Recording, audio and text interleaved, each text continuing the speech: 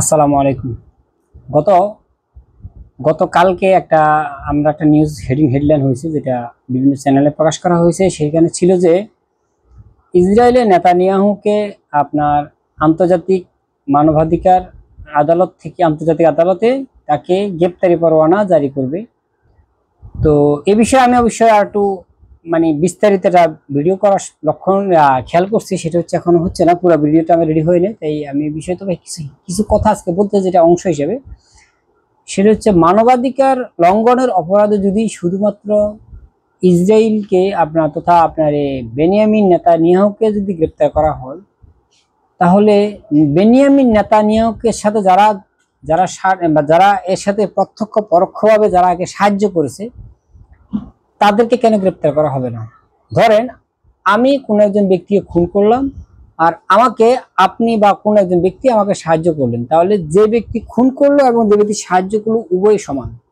যদি সমান অপরাধী হয়ে থাকে, তাহলে বেনিয়ামিন নেতানিয়াহু রিসেন্ট প্রায় 35,000 ইসরায়েলি নিরীহ শিশু জনগণকে হত্যা করেছে, নারী শিশুদেরকে, এবং তার সামরিক বাহিনী দ্বারা ইসরায়েলের নারী শিশুরা লাঞ্ছিত, অপমানিত হচ্ছে এবং যৌন নিপীড়নের শিকার হচ্ছে, যেগুলো আপনার মিডিয়াতে ভাইরাল হয়েছে।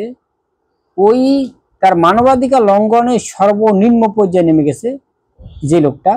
তাহলে এই লোকটার যাকে যারা সাহায্য করছে 2,636 কোটি মার্কিন ডলার যারা দিয়ে রিসেন্ট তাদের এই দমন পীড়ন নীতি এবং অত্যাচারের জুলুমকে, নির্যাতনকে চালিয়ে নেওয়ার জন্য যারা অর্থায়ন করছে, তাহলে তাদেরকে কেন মানবাধিকার লঙ্ঘনের বিচারের আওতায় আনা হবে না?